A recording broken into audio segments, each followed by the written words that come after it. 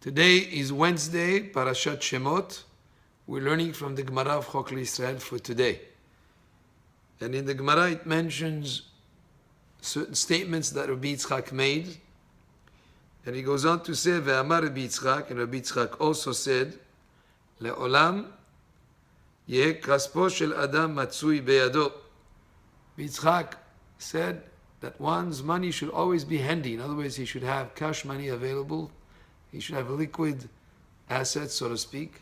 So if there's a deal that comes up, that he would be able to make the purchase, that the person should have money available. And he bases this on a pasuk that says, Shene'emar ve'tzarta kesef be'yadecha. The pasuk says, and bind up the money in your hand. Ve'amar Rabbi Yitzchak said, Le'olam yashlish adam et ma'otav. That a person should always divide his wealth into three categories. He should diversify.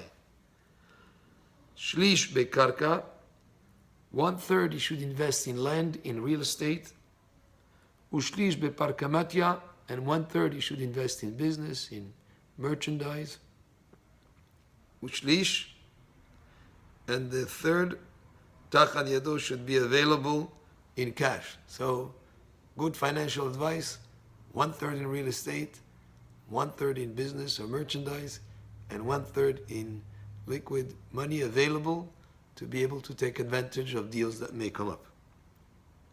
Ve'amar Rabbi Yitzchak, en haberacha metzuya ela bedavar hasamui min ha'ayin. Rabbi Yitzchak said also that blessings is found only in something that is hidden from the eye. In other words, the more people are able to look and to see, then there could be the possibility of ayin hara, of the evil eye, that may be detrimental to that. So the blessing can be found in things that are hidden from the eye. By the way, Chachamim say that's why when Yaakov blessed the children of Yosef, he says, Ve'idgu larov bekerev haaretz. They should be multiply like fish. And our rabbis explained that the fish, because they're hidden from the eye, they're always under the water, that's why they have multitudes and multitudes of them. So best is to keep things covered, protected from the eye in a discreet way, so that the blessing can be in those items or those things that are covered. And he brings a pasuk here, Shene'emar yitzav Hashem itecha et haberacha ba'asamecha. The pasuk says Hashem will order blessing with you, asamecha, in your granaries, but the word asamecha also is related to the word samui min ha'ayin, which means covered from the eye. Tana dever Rabbi Ishmael, the school of Rabbi Ishmael taught, En haberecha metzuya ela bedavar she'en ha'ayin shoretet bo.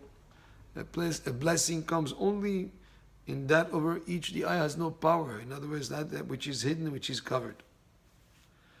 Tanu Rabbanan, which is, by the way, that's the reason not to be flashy and to show off, because when a person shows off what he has, it could be something that could have a detrimental effect on it.